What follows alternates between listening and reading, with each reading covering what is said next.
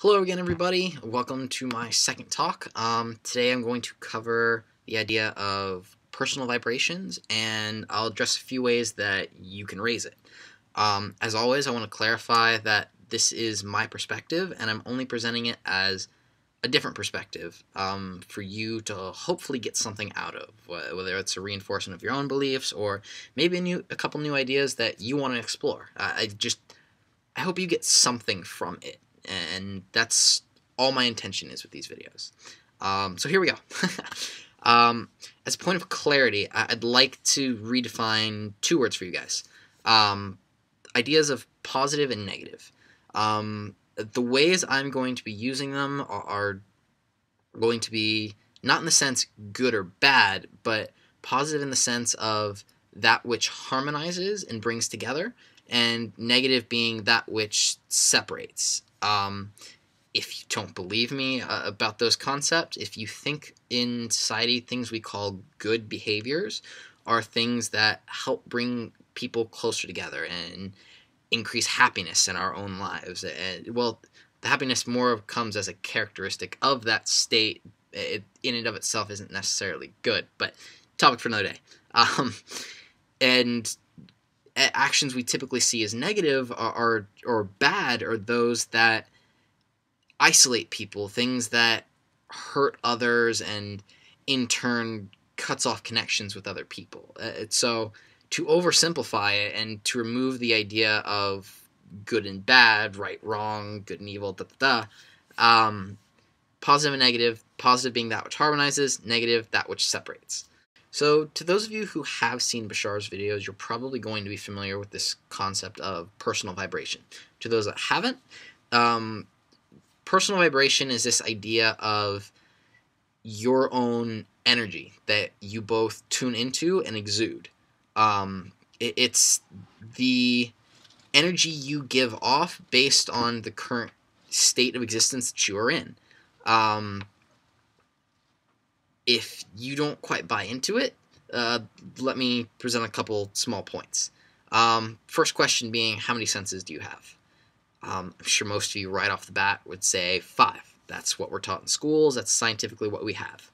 But in my experience, most, if not all people, will say there's a 6th sense. This idea that, we do have these 5 senses that we can detect and interact with the world around us, but there's a little more going on that we don't see, and we do, in fact, pick up on it. This can be attributed to energy in a space, and there's a lot of people who practice manipulating energy within spaces, but you personally also give off an energy within the space that you occupy.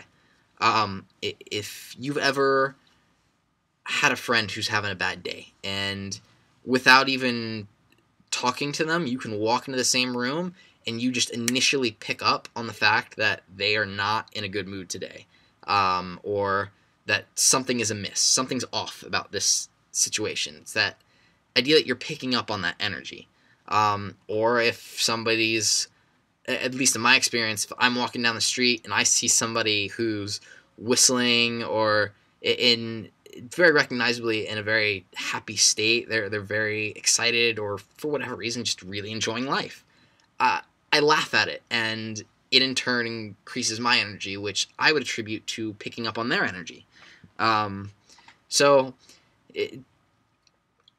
You tune into these different energies, and people give off the different energies, and a lot of it relates to the current state that they are in. Lesser states having lower vibrations, and the higher, more energetic states being that which is a higher vibration. Not necessarily better or worse, but just the state of being is more energy, less energy. So, to look at it from a bit more of a scientific standpoint, all energy can be expressed as a wave. It has a particular frequency, wavelength, and it's characterized by that. And those different energies will be tuned differently based on whatever form they're taking. So to push this idea a little bit further, if you look into string theory, you come across this concept of all matter being comprised of these near infinite number of energy strands that are just vibrating in place and moving about and interacting with each other. And it's through the combination of all these different energies that compose whatever it is that that object is. And if you could adjust each and every strand, then through the combination of the near infinite number of them that comprise any object in any space, then you should be able to adjust that object in any way, shape, or form and turn it into virtually anything else. So from a scientific standpoint, though, that's not very feasible, at least right now. So you have to tune to other methods to try and adjust them. But I'm absolutely convinced of this idea of we are comprised of, at our core, of energy. And it's just how it manifests in different forms that creates the reality that we live in. So with that idea in mind, all you have to do to increase your own vibration is to increase your energy. And to do that, there are a number of different things that you can do. And I've personally found a number of different tools that you can use to assist in that. So I want to emphasize this point, though. And this point being that you will never reach your highest vibration, the highest state of being within this present reality, without fully tuning into who you are, because that is what that highest vibration is. It's when you are fully tuned into who you are and you find whatever balance in your life brings about that highest excitement, that most happiness, whatever that path may be for you, and it's going to be different for everybody. So long as you're not following that path that is your highest vibration, you are going to be restricting yourself in a lot of different ways. It's when you reach that point of your highest vibration, that fully tuning into who you are, that you can push it even further. It's kind of like playing an electric acoustic guitar. You're only going to be able to play it so loud on your own, but until you're fully familiar with the instrument and you know how to connect properly to it, are you going to be able to plug an amp into it and really show, what kind of sound you can produce. So the tools that I'm going to give you are just a few of many that are out there, and I want to emphasize that's what they are tools. They are means to help you towards your end, but they are in no way the full means themselves.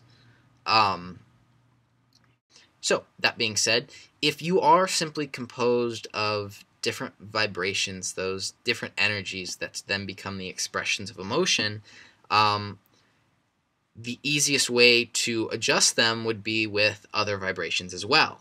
I provided that example before with I find a happy person and they in turn increase my mood as well. So if that's the case, then one of the biggest sources of vibrations on our planet is music. It's these rhythmic, it's intentional, it's emotional. It's all those things combined into this one expression, this one particular combination of vibrations that give the sensation of that song.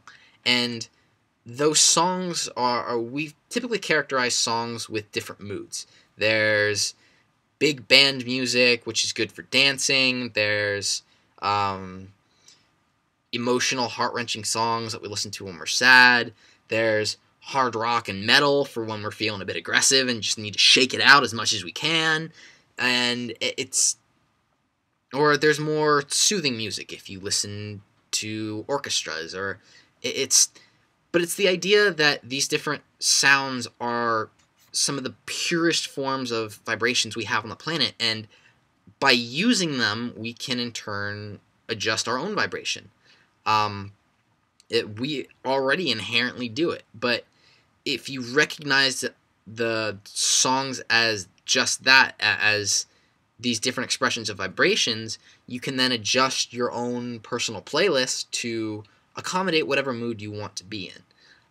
I've found that when I took a lot of the angry, sad, or heart-wrenching music out of my playlist, I found that I was a lot happier more often.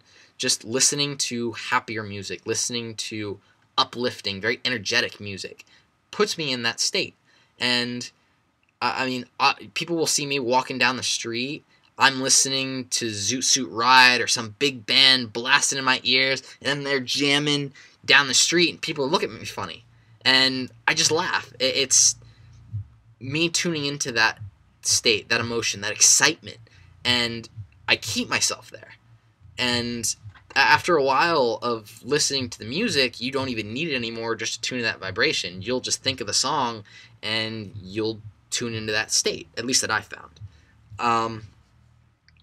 But music in general is just an amazing thing. It can help us in so many different ways. It can help us overcome those sad emotions. It can help us get out that aggression that we just need to headbang against something or mosh or whatever.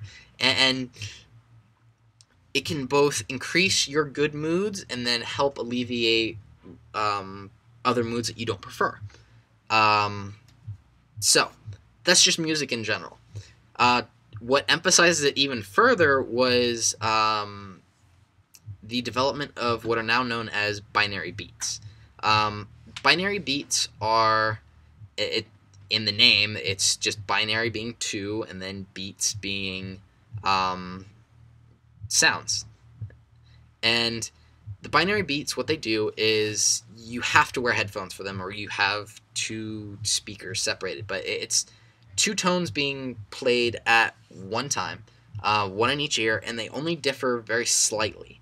And based on how much they differ, they create different wavelengths that are associated with different brain patterns.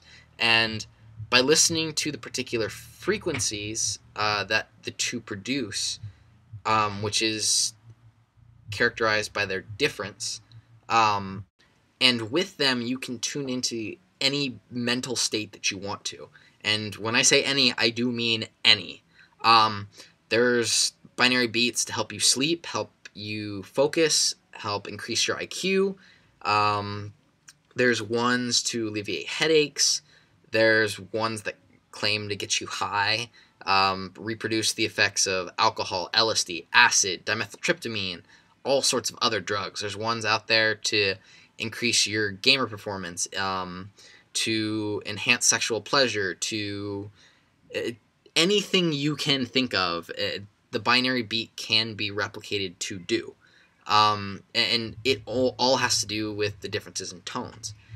And for some people, it's a bit annoying because the tones aren't the most pleasing to listen to, but you're fully capable of putting music over them to mask the sound itself, so you're not hearing that ooh sound in your ears the whole time.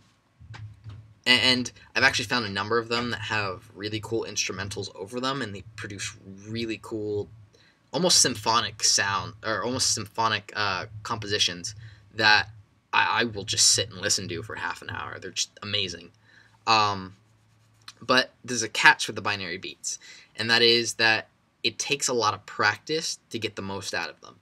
It's a bit like yoga or meditation. You will see a bit of a result right away, but it's more of something you have to do over a period of time, and over that period of time, you'll only get better and better at it and learn to tune into it. I've been using them now for about 4 years, and I have a core group of them that I listen to a lot, and that I've noticed over the years have shrunk tremendously through the amount of time that I need to listen to them. There are some binary beats that are programs which will fluctuate what tone exactly that they're playing to produce different effects. And with ones that it's just one consistent tone to produce the effect, you'll notice that the more you practice with them, the less and less you have to listen to it. I have a particular one that I use to alleviate headaches that used to take me 40 minutes to listen to before it relieved my headache, which I currently can listen to it for about 5 to 10 minutes, and it alleviates my headache like that. I absolutely love binary beats. They're a great alternative to a number of over-the-counter medicines. I actually have one in particular that I use. I used to be a big insomniac. I could never sleep. And the binary beats now, when the second I plug in my headphones and fall back asleep, I'm out in about 5 minutes tops. They're that strong. I've practiced with them that much. So investigate them, look into them a bit more, and see which ones work for you. Be careful about buying them right now, because there's a lot of them out there for free. There's a lot of sites that'll give you a couple of them as trials. There's a bunch of them posted on YouTube. But absolutely, if you enjoy them, support the cause. These people do quite a bit of research to make sure that they produce the effects that they claim to produce, and it is absolutely worth your money to get them. I suggest trying them first, getting good with them before you actually buy them, but it's a very amazing product that they put out, and it absolutely works. So you're definitely going to get your money's worth. Just make sure you're going to be able to use it before you actually spend that money. My advice. So I've got 2 more tools for you guys to use. And the first being, and one that's a bit obvious to a number of people, I'm sure, which is meditation. Meditating frequently. It doesn't have to be daily, but meditating at least on a regular schedule, you'll bring yourself back into that state of calmness. It's taking that break from the day and realigning yourself, and when you do that, you are inherently tuning into that higher vibration. You're bringing yourself back to center, so to speak, and you will instinctively and naturally progress towards it. And through meditation, you'll start finding different methods and other lifestyle changes that are specific to you, that in turn increase your vibration, that bring about that happiness in your life, those new habits, those new experiences, those new positions, or whatever it is that you go through. I find a lot of those answers have come through meditation, and either I know people, and I myself have gotten direct answers through meditation, and if you don't get the direct answers, it'll open you up to be receptive to new signals, new experiences that'll help guide you into whatever path it is that will inherently increase your vibration. Last tool you have to use are these little guys: crystals, stones, whatever you want to call them. The nature of energy is it changes as it moves through different surfaces, different objects. You see light right now is casting on my face, and it's also casting on the wall, which then wraps around my head, projects over here, creates a shadow behind me.